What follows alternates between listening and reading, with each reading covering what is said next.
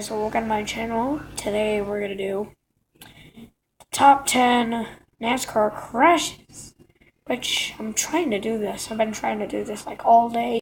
Been trying to practice and yeah. Anyways, so number 1. Laps of our first green flag stop. And Jeff Hammond, you've been here many times before. What's going on pit road right now is teams trying to make deals, find out if their partners that they're drafting with are you going to change 2 tires or 4 tires. Turn 4. Caution is out though. Ward Burton has blown up. And just remember that motor got awfully hot earlier in the race when he was running warm. 4th caution of the day at lap 67 in a race that's already had 22 lead changes among 15 drivers. Jeannie. Okay, give me a second. Number 9. And the leader is being caught from behind while he is caught at the tail end of the field. 96 car, Andy Houston, currently in 30th position. Rusty and Jeff Gordon both now placed him a lap down. Oh, we got trouble behind him. Andy Houston.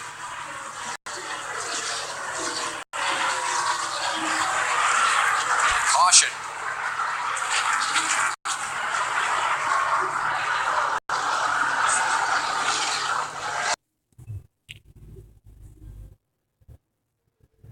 Number 8. To build back up, as we talked about in some other telecasts, sometimes you got to sacrifice a little bit so you don't lose track position and get too far behind the lead. Kevin Harvick, 29 with Steve Mark. A moment ago you saw Tony Stewart. Remember last year he was the fastest car at the end of the race. Oh, Mark's going to slide right through the middle. No, he's not. They go too wide again. Yeah, it's all three of them. A couple of children's cars there and an Earnhardt car. All racing each other pretty hard. Battling Kenny Wallace, one of our No Bull 5 contenders. Jeannie? Well, guys, we are in Vegas, so Dale Earnhardt Jr. decided to gamble during that last caution. He did decide to pit. They were all surprised that others did not come with him. Tony Eury told Jr., well, now we're going to find out just how good this car is. It really wasn't a surprise the others didn't come with him because he had pitted so much earlier than everybody else. The other guys only had a couple of laps on their tire. Yeah, I think he'd have been a sitting duck if he didn't come in. Because he, I guess, 13 laps on the tire than anybody else. So, boy, Dave Blaney, somebody ripped up his left front corner. Busted his nose all up. Sure, it's not hurting the aerodynamics, but at least it's not rubbing the tire. Here's what happened to Blaney at the top of your screen. Coming off the turn 2. Ryan Newman squeezed him up. That's Ryan Newman right there. And the 02 car squeezed him up into the outside wall. Man.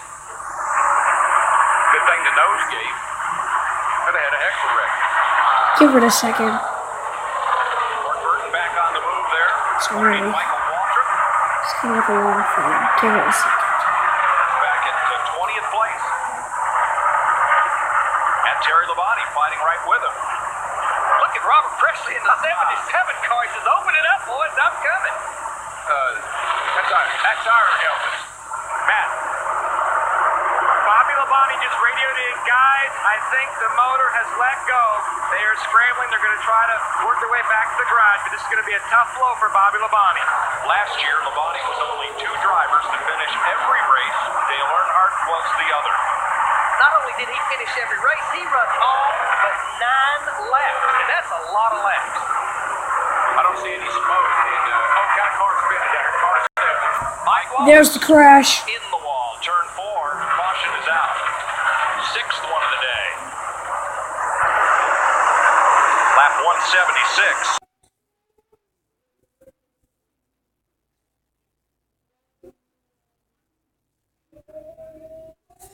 Oh, sorry. Number 7. Number 7. It's like when you go back off of the throttle, get all that pressure in the engine, it'll blow it out up inside the piston, up inside the cylinder walls and burn some of it. Michael Waltrip there having a tough day, 3 laps down in 36th. Now, Casey Mears, Elliott Sadler They're fighting for 24th. And the other Bill Davis car, besides Michael Waltrip, is Dave Blaney in the Caterpillar 22, and he is 1 lap off the pace in 32nd. Bill Davis' car is having a rough day here.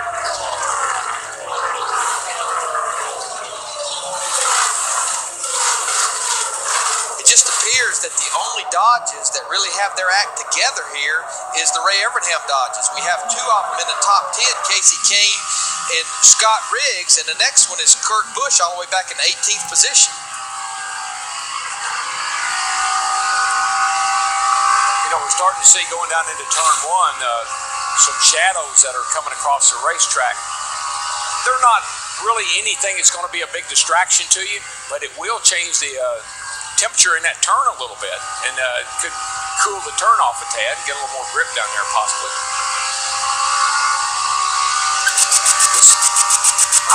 Debris caution has come on the speedway for debris at turn number 3, lap 186, about halfway into this run of green flag racing before a green flag stop would be needed. And the caution is welcome news for Terry Labonte, who was the first car 1 lap down. Now he'll come on the lead route. Now there is a spring rubber, Larry. A half of one anyway. Something someone maybe either put in a rear spring and it came out, or like you mentioned earlier, sometimes they have them tie wrapped to the spring where they can pop them up in there or pop them out, and maybe it broke loose. Yeah, they tie that thing to the spring, and then if they wanted to put it in position, they just flip it in back inside the coil spring. If they want it out, they just flip it out. Somebody flipped that one out a little bit too far. So Matt Kenseth's lead disappears as he will lead the field onto pit road. A lot of birthdays this weekend. We mentioned Casey Mears is 28. Number 6. Right here, more than likely thinks they're the ones that's going to decide who's going to win the Daytona 500. And they're really starting to feel each other out, I believe, and see who's got what. And based on what I've seen on pit road, it could be those groups down there. If we indeed go green for another 25 laps, they could actually decide the Daytona 500. Yeah, this next stop has to be mistake 3 if you're going to win this race. Getting in and in the pit. I think Ricky Rudd is probably going to be quickest of our Domino's hot lap cars. Let's see. Who's the fastest of the top 5 qualifiers? 147.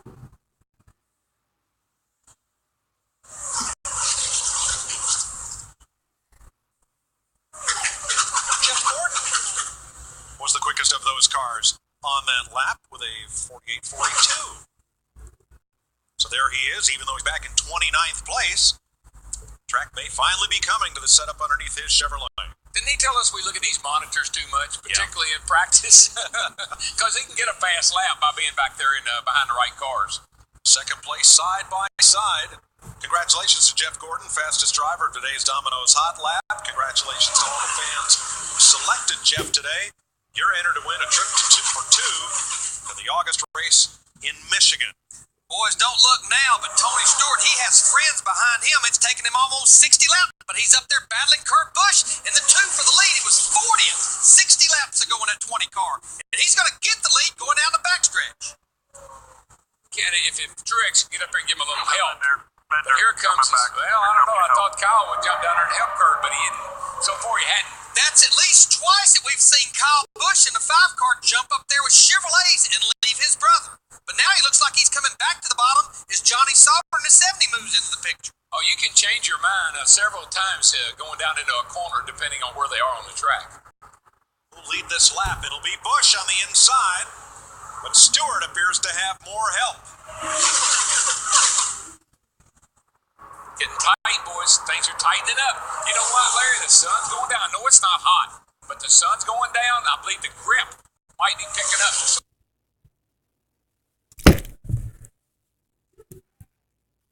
Oh, sorry. Give it a second. Kind of crashed. Picking up just a little bit. And how about that Army car, that 01 car, Mark Martin? He's working his way up to the thick of this pack, sitting there running in 7th position with 50 laps to go. He had been in the wall. I saw the right side of that car on that last around the pit stops. Mark had been in the wall pretty good, but looks like it didn't hurt the Hamlin any. Tony Stewart for the first time in the last 70 laps, is going to lead the Daytona 500 for the second time today. Anyone surprised? How we doing here, huh? Not really. I'd say you're doing pretty good there, Smoke. Two-time series champion Tony Stewart back out front of the For me Daytona in the final 500. laps.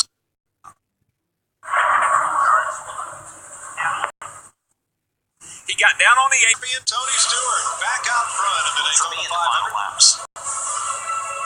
Sorry about that, guys. I had to fix it since I don't know that's in this video. Oh, there goes Tony. Oh my goodness. Sorry about that, guys. Sorry about that, guys. Let's get to that. Crash in turn 4. Man, And there in the midst of it sits Tony Stewart and Kurt Busch, the two leaders. I believe, I'm not sure, but I believe Tony got a little loose. Sorry about that. I had to move to a different room. But number 5. Tires are almost free on the stopwatch. If I'm going to go a lap down, get me in and get me out as quick as possible. Dale Jarrett in the garage with ignition trouble. Jeremy Mayfield 26th. And Dave Grudem in the top Toyota qualifier and performer of the race so far. Saw his dad, dirt track legend Buzzy, at breakfast this morning. Proud father. Yeah, David had a good car yesterday. Got caught up in a lane wreck back there. Jeff Gordon, Denny Hamlin, Kyle, and Kurt Busch lead them at Talladega. .com. Our first caution of the race. Tony Stewart would be the one to get the free pass. Yeah, he's going to get an opportunity to kind of catch up, man, after having And is that debris or is that not debris? There is debris right there. All right. On the lower side of turn 1. So the 20 car will get a chance to go 2.66 miles around and get back and close back up. Now Tony's glad he had that little gathering with NASCAR officials. Jeff Gordon is your leader. Number 3 or 4. I can't tell. Sorry about that.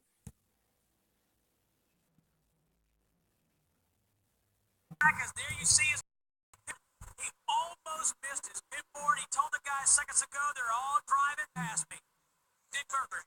Well, Earnhardt Jr. has had problems with his radio. The crew needs to hear the driver, so the driver can tell the crew how the car is behaving so they can make proper adjustments during pit stops. Crew couldn't hear Jr., so they have changed channels. They're now on the backup channel, and everybody can hear everybody just fine.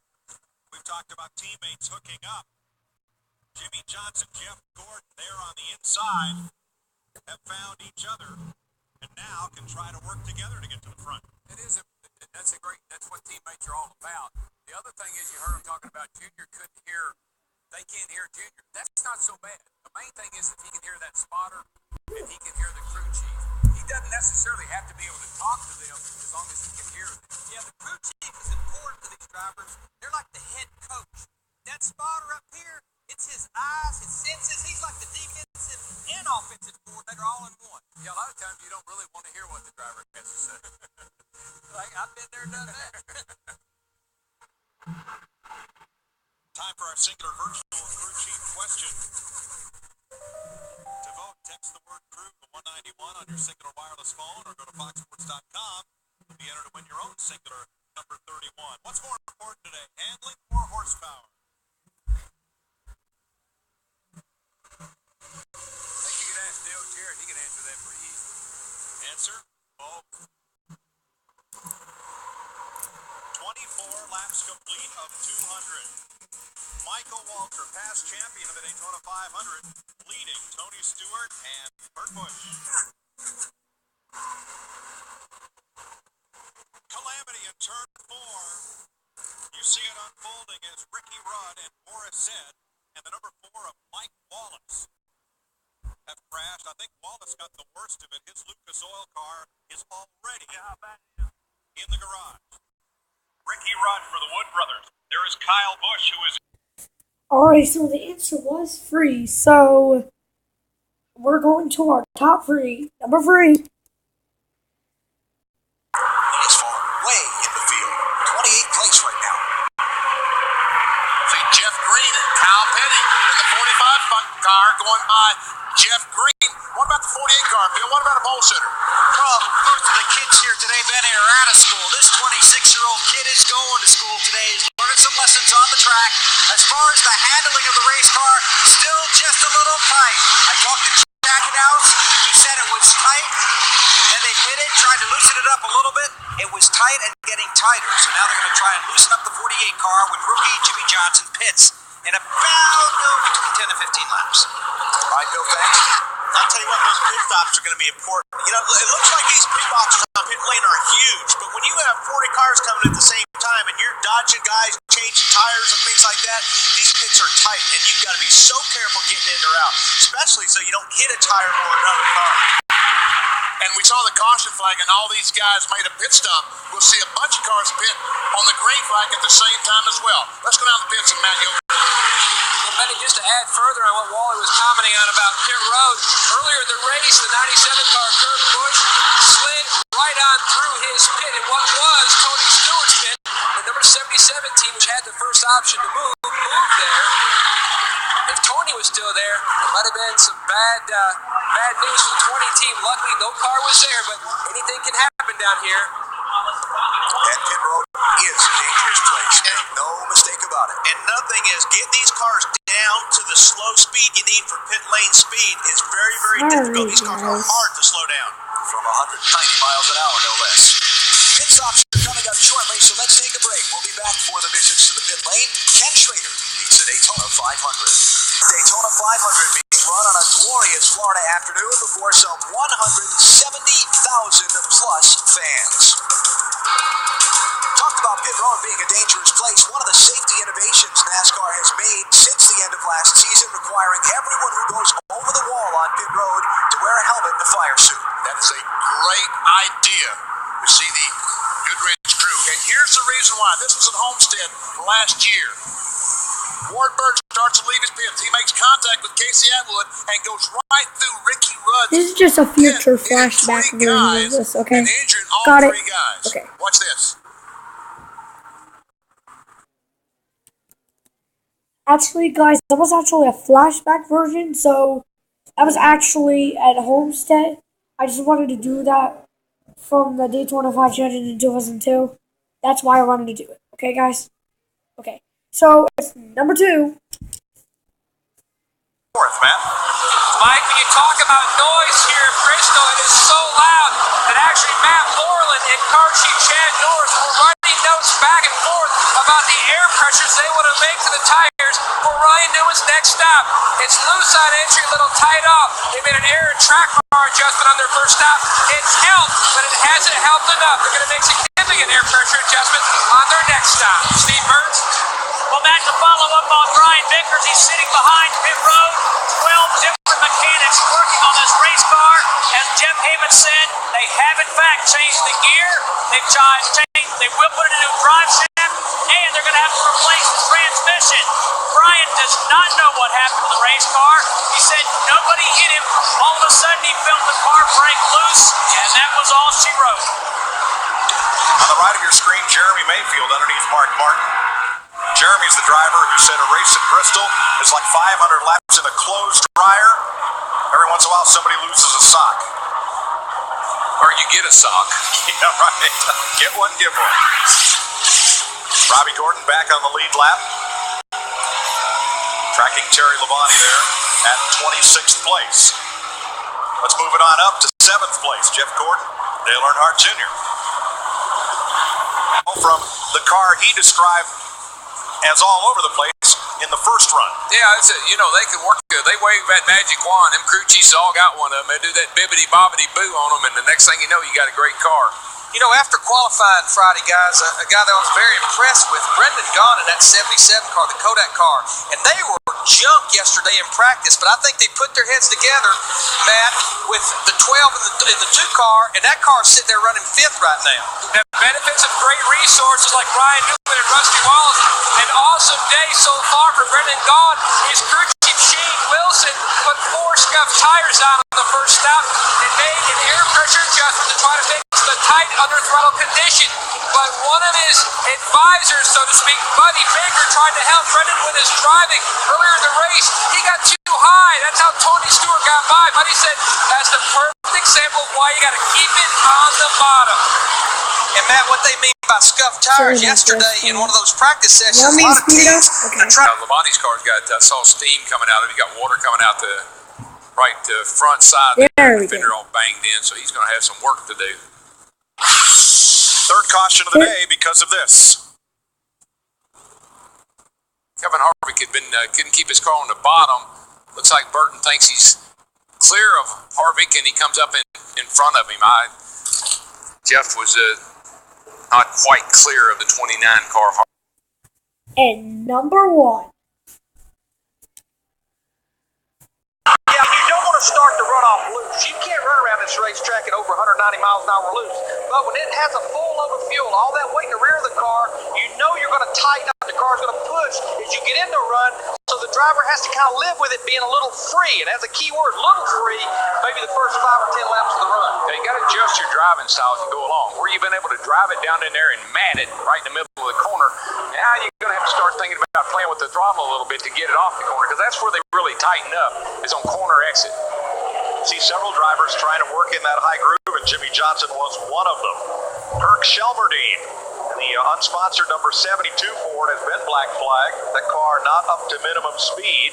His last lap was a 32.90. The leader's running about a 29.60.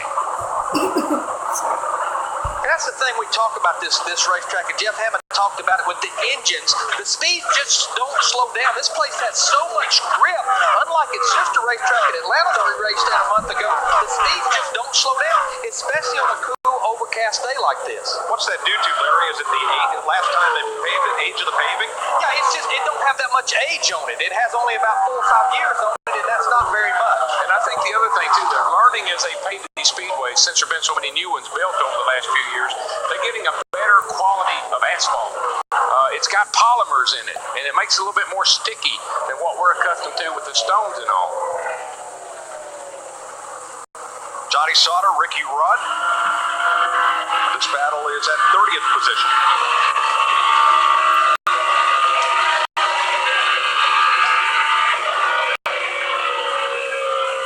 Bill Elliott, your leader. Joe Nemechek, Dale Earnhardt Jr., Casey Kane, and Greg Biffle has now settled back into 5th place. Dick Berggren started in 4th place, so he's dropped back 1 spot from that position. But, he came to this racetrack with a terrific race car, and he's had a good time here so far. Second in the first practice, second in the second practice. Happy. I wanted to talk to him this morning, and he said the car was just there. There we go. Thanks, Jeannie. Bill Elliott leads in a Dodge. Joe Nemechek Chevy, Casey Kane's Dodge, Dale Earnhardt Jr. Chevrolet, and Greg Biffle's Ford are the front 5 in Texas after 13 laps. You're watching NASCAR on 5. Welcome back to Texas Motor Speedway, just outside Fort Worth, where the first caution of the day flies on lap 18 as a result of contact. Casey Mears and Jeff Gordon racing hard for position. They've been going at it pretty hard here for about 5 or 6 laps. Jeff tried him high, Jeff tried him low. I think Jeff's getting a little impatient. He gets a run on him there, but it's not over. I mean, they continue to run side by side. As you can see, the outside. So let's look 1 lap later. 1 lap later, coming off of 2. This is in 4 right here. Here we go. Jacked him up just a little bit. Jeff Gordon in the 24 stands a much larger chance of damaging his car doing things like that than he would the 41 Casey Mears. That's it for this video. Make sure to subscribe. Make sure to comment down below what should I do next in my top 10s. This is the first episode. And thanks for watching. Make sure to subscribe, like the channel. Make sure to do that part of the video on the internet. As long as it is so good. Until next time. Later, appetiters.